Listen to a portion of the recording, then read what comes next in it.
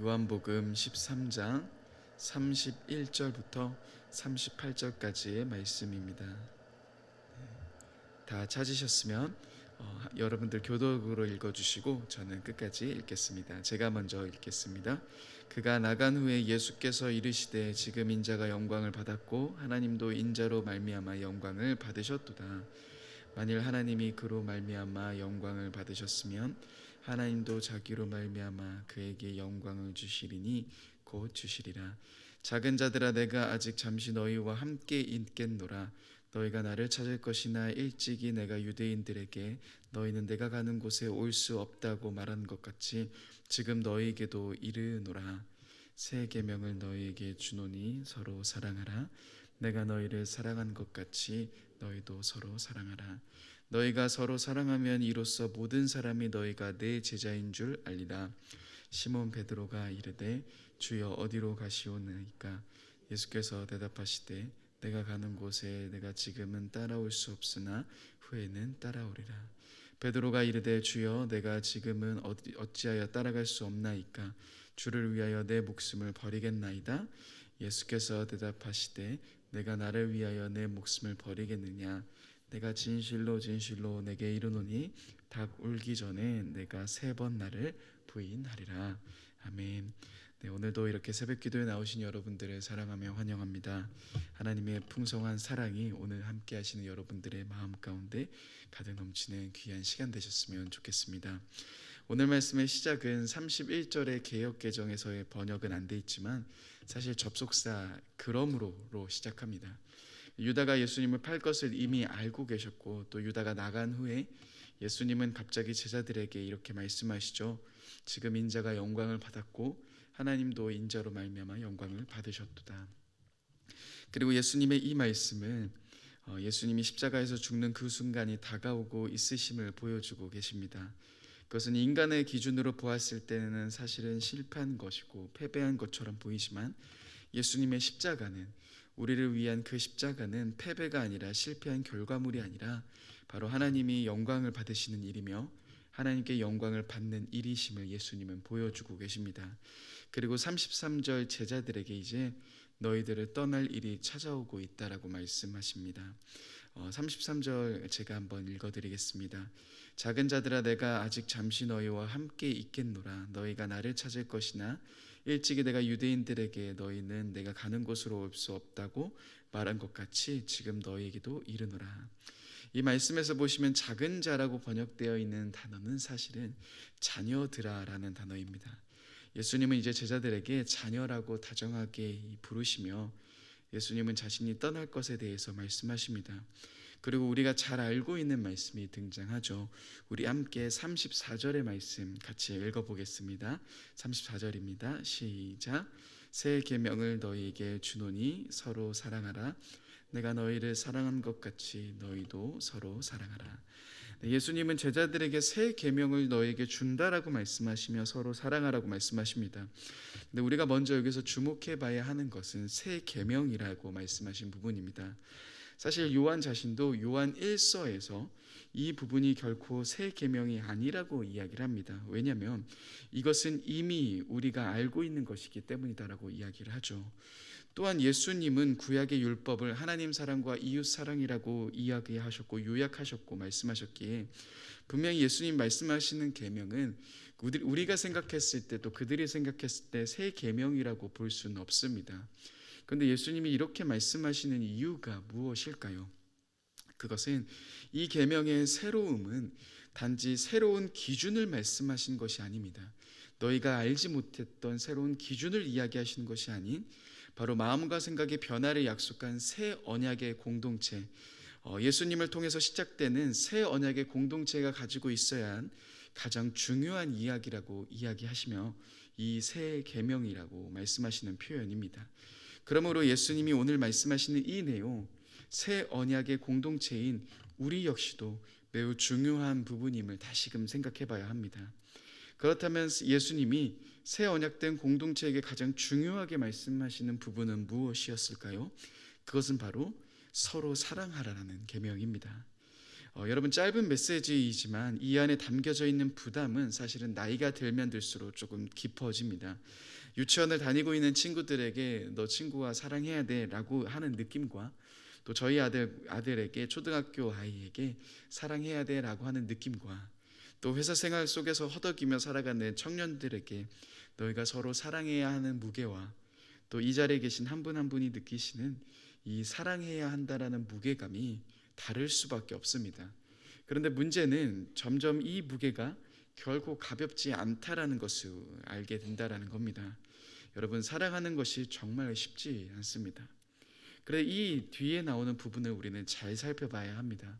예수님의 말씀 속에서 우리가 서로 사랑할 수 있는 비결이 나오기 때문이죠. 어떻게 우리가 서로 사랑할 수 있습니까? 예수님은 이렇게 이야기하십니다. 내가 너희를 사랑한 것 같이라고 이야기하십니다. 즉, 우리가 서로가 사랑하는 삶을 살아가야 한다는 것은 누구보다 잘 압니다. 그렇지만 그 사랑의 삶을 살아간다는 것이 쉽지 않죠. 내가 가지고 있는 사랑으로 사랑해야 한다면 우리는 이내 지치고 맙니다. 세상에서 내가 사랑할 수 없는 수없는 사람이 있고 가장 가까운 사람 역시 사랑할 수 없다라는 것이 우리들이 한계이기 때문입니다. 그런데 예수님이 말씀하신 그 사랑의 시작점이 어디인지를 우리는 살펴봐야 합니다. 13장 앞부분부터 계속 보았듯이 예수님은 먼저 제자들에게 자신의 끝없는 사랑을 보여주십니다. 종들조차 하기 천하다라고 여겼던 발 씻기는 일을 예수님은 스스로 보여주십니다. 그들의 더러운 발을 일일이 씻겨주십니다. 배반하고 배신할 제자들의 발을 씻겨주십니다. 그 사랑을 경험하는 자들에게 예수님은 지금 내가 너희를 사랑한 것 같이 너희도 사랑하라라는 메시지를 던져주시는 겁니다. 여러분, 그런데 만약에 우리가 그 사랑을 경험하지 못했다면, 그 사랑이 단지 예수님이 말씀하신 내용을 통해서만 보았다면 우리는 이 예수님의 말씀이 부담스럽게 느껴질 겁니다.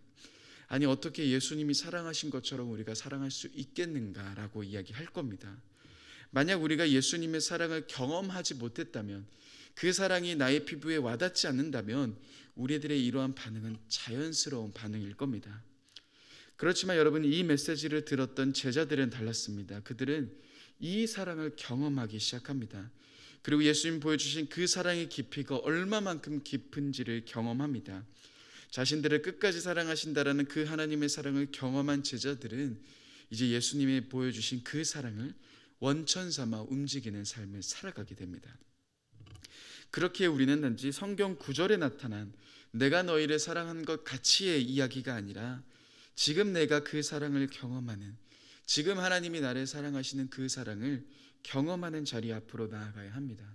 왜냐하면 그것이 우리를 서로 사랑하는 자리로 이끌어주기 때문입니다. 삶의 영성이라는 책이 있습니다. 개인적으로 참 많이 보았던 책인데요, 그 책에서 우리들의 신앙에 매우 중요한 흐름이 있다라고 제시해 줍니다. 많은 사람들의 신앙의 방향은 이렇다라고 이야기합니다. 세상 속에서 허덕이며 열심히 살아갑니다.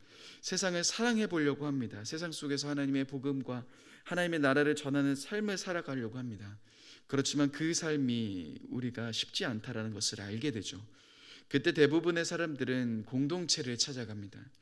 그리고 공동체 안에서 위로받으며 공동체 안에서 충전받기를 원합니다. 그런데 문제는 공동체가 항상 나에게 만족을 줍니까? 그렇지 못합니다. 나에게 위로를 주면 좋을 텐데 오히려 나를 힘들게 합니다. 나를 오해합니다. 그러면서 공동체로 인해서 실망하게 됩니다. 그럴 때 많은 신앙의 위기도 찾아옵니다. 그때 우리는 하나님께 기도하기 시작한다라고 말합니다. 하지만 그 책의 저자는 예수님이 보여주신 삶의 방향은 정반대였다라고 이야기합니다. 예수님은 세상을 사랑하는 것으로부터 출발하셨던 것이 아닌 먼저 하나님과의 교제하는 자리, 하나님과 단둘이 시간을 보내시는 그 고독의 시간을 가지셨고 그 하나님과의 사랑을 누리셨으며 그 하나님과의 사랑은 공동체를 만들고 그 공동체 안에서 우리는 세상으로 나아갈 수 있음을 예수님은 이미 보여주셨다는 겁니다. 즉 다시 말해 우리에게 무엇이 중요합니까? 우리에게 먼저 하나님의 깊은 사랑을 경험하는 것, 하나님의 사랑을 다시금 내가 누리는 그 삶이 바로 우리들에게 있어서 가장 중요한 시작점이라는 겁니다. 여러분, 그 사랑이 부족해질 때, 하나님의 그 사랑이 우리 마음 가운데 있는 것이 멈춰지기 시작할 때 우리는 사랑하는 삶을 살아가는 것을 자연스럽게 멈추게 됩니다. 그 사랑이 점점 없어지기 시작할 때 우리들은 신앙적으로 무기력해지는 모습들을 발견하게 됩니다. 또한 하나님의 사랑을 경험하지 못하는 삶이 계속되기 시작할 때 우리는 사랑받는 자가 되고 싶어 엉뚱한 곳을 찾아다닙니다. 문제는 사랑과 인정과 칭찬을 얻지 못할 곳에서 얻으려고 발버둥 치기 때문에 우리는 오히려 그 속에서 섭섭해지기도 하고 우리는 그 속에서 더욱더 무너져 내리기도 한다라는 겁니다. 여러분, 이 모든 것이 바로 우리가 하나님의 사랑을 받는 자리에서, 그 사랑을 경험할 자리에서 우리가 벗어나 다른 곳을 찾아다녔기 때문에 일어나는 일입니다. 우리가 사랑받아야 할 곳은 다른 곳이 아닙니다. 공동체가 아닙니다. 세상이 아닙니다. 어디입니까? 바로 하나님의 사랑의 품이라는 겁니다. 우리를 온전히 사랑으로 채워주시는 그 하나님의 사랑 안에서만 우리가 온전히 채워질 수 있다는 겁니다. 그리고 바로 여기가 우리들의 출발점입니다. 이렇게 예수님의 사랑을 경험하는 자들, 그 깊으신 하나님의 사랑을 깨닫는 자들, 알아가는 자들은 이제 서로 사랑하는 메시지가 당연히 갈 수 있는, 더욱더 가고 싶어지고 움직여지고 싶은 그런 시작이 됩니다. 근데 여기서 우리는 다음 메시지에 주목해 봐야 합니다. 예수님은 제자들에게 얘들아 너희가 사랑을 하는 삶을 살아가야 한다 라고 말씀하시면서 우리에게 중요한 부분을 이야기하십니다. 우리 35절 말씀 같이 한번 35절 말씀 같이 읽어보겠습니다. 시작. 너희가 서로 사랑하면 이로써 모든 사람이 너희가 내 제자인 줄 알리라. 35절 말씀에 우리는 주목해 봐야 합니다. 여러분, 예수님의 사랑을 경험하는 자들, 먼저 사랑해야 할 곳이 어디입니까? 예수님은 세상이라고 말씀하지 않으셨습니다. 너희가 그 사랑을 가지고 세상을 사랑해라 라고 말씀하신 것이 아닌 예수님은 제자들을 한 명 한 명 바라보십니다. 그리고 이렇게 말씀하시죠. 너희가 서로를 사랑하면, 너희가 서로를 사랑하기 시작하면 너희를 통해서 모든 사람이 너희가 내 제자인 줄 알 것이다 라고 말씀하셨다라는 겁니다. 여러분, 예수님은 먼저 세상을 사랑하라고 말씀하시지 않았습니다. 먼저 내 옆에 있는 가장 사랑해야 하는 사람들은 내 사랑하는 지체라는 겁니다. 하나님의 사랑으로 그 사랑을 경험한 우리가 다음 나아가야 할 곳은 세상 이전에 바로 내가 함께 예배드리고 있는 다락방 식구이며 내가 함께 신앙생활하고 있는 일산중심교회 성도님들 한 분 한 분이라는 겁니다. 그리고 그 사랑을 실천하기 시작할 때 모든 사람이 너희가 내 제자인 줄 알리라라고 말씀하십니다. 그리고 이러한 메시지를 기억한 제자들은 사도행전 속에서 이 사랑의 삶을 서로에게 실천하는 삶을 살아가기 시작합니다. 자신의 물건을 가져다가 부족한 사람들에게 나눠주기 시작합니다. 그리고 그 안에서 공동체 지체를 사랑하는 삶을 살아가기 시작합니다. 그리고 거기서부터 하나님의 사랑은 세상으로 흘러나가게 된다는 겁니다. 사랑하는 여러분, 오늘 말씀처럼 우리는 먼저 다시금 하나님의 사랑을 경험할 수 있는 자리로 나아가야 합니다. 여기가 출발점입니다. 하나님의 사랑이 내 안에 경험되는 자리, 단지 말씀을 통해서 듣는 자리가 아닌 그 사랑이 내 피부로 와닿고 그 사랑을 내가 깊이 경험할 수 있는 그 자리 앞으로 나아가야 합니다. 이 새벽 시간을 통해 그 깊은 하나님의 사랑이 다시금 내 마음에 채워지는 그 자리를 우리는 기대하며 바라보며 나아가야 합니다. 또한 그 사랑을 경험하는 우리는 이제 나아가게 됩니다.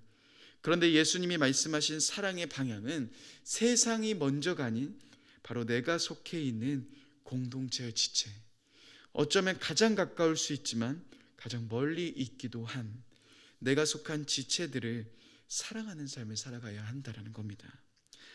여러분, 때때로 우리는 세상에 너무나도 집중하는 나머지 세상에 수많은 사람을 사랑해야 한다는 것이 부담된 나머지 내가 옆에 함께 신앙생활하고 있는 내 옆에 있는 지체를 사랑하지 못하는 삶을 살아가게 되는 것을 보게 됩니다.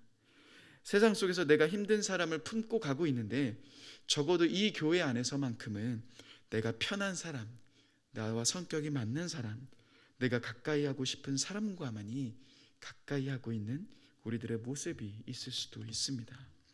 그렇지만 사랑하는 여러분, 예수님이 말씀하신 사랑의 방향은, 그 다음 사랑의 방향은 바로 내가 속한 공동체, 지체라는 것을 기억하셔야 합니다. 우리는 서로 사랑해야 합니다. 이 공동체로부터 그 사랑이 시작되어야 합니다.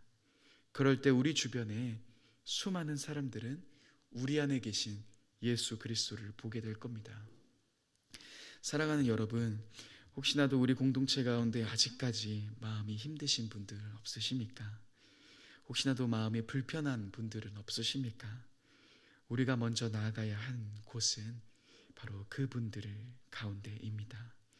그러기 위해서 우리는 다시금 나의 사랑이 아닌 하나님의 사랑이 채워지는 자리 앞으로 나아가야 합니다. 이 새벽 하나님의 사랑으로 가득 채워져 그 사랑을 들고 우리 공동체를 사랑하며 내가 힘든 사람을 사랑하실 수 있는 저와 여러분들이 되셨으면 좋겠습니다. 함께 기도하겠습니다. 사랑의 주님, 먼저 우리 안에 사랑이 없음을 고백합니다. 내가 가지고 있는 사랑으로 단 한 명도 사랑할 수 없는 연약한 우리임을 보게 됩니다. 주님, 주님의 사랑이 그래서 우리들의 마음에 부어지길 원합니다. 나를 사랑하는 자들이 나의 사랑을 입는다라고 말씀하셨습니다. 그 사랑이 오늘 내 마음 가운데 가득 부어지는 시간 될 수 있도록 주님 인도하여 주옵소서. 그리고 그 부어지는 사랑들로 인해 우리가 공동체 지체들, 내 옆에 함께 신앙생활하고 있는 다락방 식구들, 우리가 그들을 위해 사랑하며 그들에게 하나님의 마음, 그 하나님의 사랑을 전해줄 수 있는 우리가 되길 원합니다. 그래서 하나님, 우리 공동체 가운데 그 하나님의 넘치는 사랑이 가득 흘러넘쳐 우리를 통해서 예수 그리스도를 보게 하시고 예수 그리스도가 드러날 수 있는 귀한 우리 공동체 될 수 있도록 주님 인도하여 주옵소서. 감사합니다. 사랑합니다. 귀하신 예수님의 이름으로 기도드립니다. 아멘.